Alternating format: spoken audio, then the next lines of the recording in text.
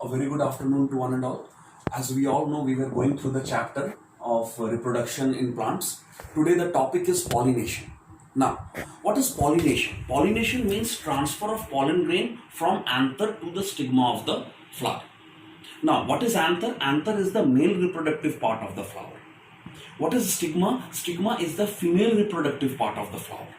Now, the male reproductive part of the flower consists of anther and filament. The female reproductive part of the flower consists of anther and the male reproductive part of the flower consists of anther and filament. The female reproductive part of the flower consists of stigma, style and ovary. I repeat, stigma, style and ovary. Three parts are there. Three parts in the female reproductive part of the flower. So, the male reproductive part of the flower consists of anther and filament. Female reproductive part of the flower consists of stigma, style and ovary. Now, what happens in pollination? The anther will produce the pollen grain and the pollen grain will be transferred to the stigma of the flower, either in the same flower or in the different flower of the same plant or in the different flower of the different plant, but species will be the same. Now, based upon this, the transference of pollen grain or the transfer of pollen grain, there are two types. Based upon the pollination, that is the transfer of pollen grain, there are two types: self-pollination and cross-pollination. When we are talking about self-pollination, we have to remember two things regarding its definition, regarding its justification. We have to remember two things. What are they? Whenever we are talking about self-pollination, then what is self-pollination? Self-pollination is the process by which the pollen grain will be transferred from the anther to the stigma, either of the same flower, as I have written, or of the different flower in the same plant.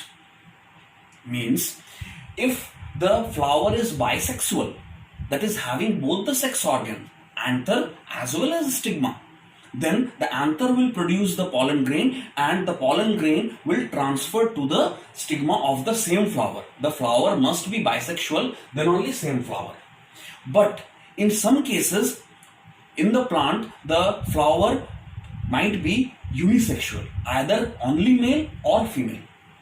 So in such cases, what happens? The particular individual plant will grow two kinds of flower, one male and one female. So if one male and one female flower is present in the same plant, that is, the anther of the male flower will produce the pollen grain and the stigma of the female flower will receive the pollen grain. Means this is also a part of self-pollination. This is not the part of cross-pollination. This is only the part of self-pollination, that is, the transference of pollen grain occurs within the plant where the two flowers are present, one male and one female. That is also a case of self-pollination, because just the transference will take place within the plant, that is, the male flower anther will produce the pollen grain, the female flower stigma will receive the pollen grain and pollination will be completed. There are many flowers which is going for self-pollination. In self-pollination, some things are not at all required, like first one, that is, the flower should not be bright or showy or attractive. Secondly, the flower should not produce nectaries, because it need not require the invitation of any insects or other agencies for pollination. Fine. I hope it's clear. Next one is cross-pollination. In cross-pollination, what happens? The transfer of pollen grain takes place between two different plants of the same species. Means, let's say when we are talking about the pollen grain of the red rose, will transfer to the pollen grain of the female red rose. And sometimes we are talking about the pollen grain of the pink rose may transfer to the pollen grain of the female part of the, not pollen grain, to the female part of the red rose. Means, either the pollination will take place with the similar species or the pollination will take place in the closer species. Means, red rose and pink rose, they are not the similar species, they are closer species. Two red roses, similar species. So the pollination must take place. In cross-pollination, the pollen grain will transfer from one plant to the other plant with the same species or closer species. Means either both must be the red rose or both must be either one red rose or one pink rose. Just for instance, I have said this, just for example. It may occur in any flower. But when we are talking about cross-pollination, what are the agencies that do pollinate or that can take place or that can take the pollen grain from one particular place to the other, from one particular male flower to the female flower? What are those agencies? There are few agencies which can transfer the pollen grain from the male to the female flower. We will see these agencies one by one as I have written over here. Cross-pollination takes place for the different flower in the different plant. But the species must be same or closer related species, as I have given you the example. Now, cross-pollination is having few agencies. For example, first one, when we are talking about entomophily. Entomophily means insect pollinated. For example, let us say when the insect sits on the male rose flower, the insect will get the pollen grain under its feet. The same insect, when it will fly and sit on the female rose flower, either red rose or pink rose, that insect will dust the pollen grain unknowingly. Unknowingly, the insect will dust the pollen grain. Why? Because rose and other insect pollinated flowers are very much large, bright and showy, as well as they are having lot of nectaries within them. For the search of those nectaries and for search of that beauty, the insect will just sit. Now what happens? In the male flower, the insect sat, the pollen grain got stuck to its leg. Now the insect will fly and sit on the female flower. The insect will dust those pollen grain on the female flower, on the stigma of the female flower, and pollination will take place. When we are talking about zoophily, one flower is there known as Rafflesia. It is having full egg-like smell.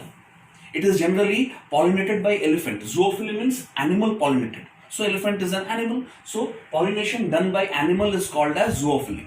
So elephant here is the transmitting the pollen grain. Now what will happen here? The pollen grain, when the elephant will walk, especially this Rafflesia flower is found somewhere in the African side. So what happens when the elephant will walk on the male flowers, the pollen grain will stuck to their feet. Now the same elephant will go to the female flower, that pollen grain will dust. And again through the stigma it will reach the ovary and fertilization will occur. So here the agency is animal. That's why it is zoophily.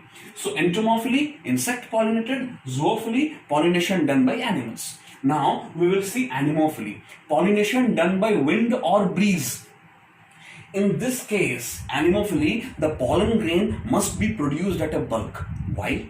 Because if the pollen grain is not produced at a bulk in this process, there might be a chance that when the pollen grain is traveling from one point to the other point, that is from the male flower to the female flower, the pollen grain may get damaged, the pollen grain may be distracted by the wind, or it might be losing its way. So anything can happen. So that is the reason why the more number of pollen grain will be produced in this kind of pollination process, the more the chances of pollination will be successful one. So what will happen here? The anemophily, in the anemophily, pollination by wind, the wind will carry the pollen grain from the male flower. And here what happens, the filament present on the anthers are very much light, and they are just very much shaky by the wind. Whenever a cool breeze or whenever a wind will just pass through this filament and anther, it will carry a bulk of pollen grain.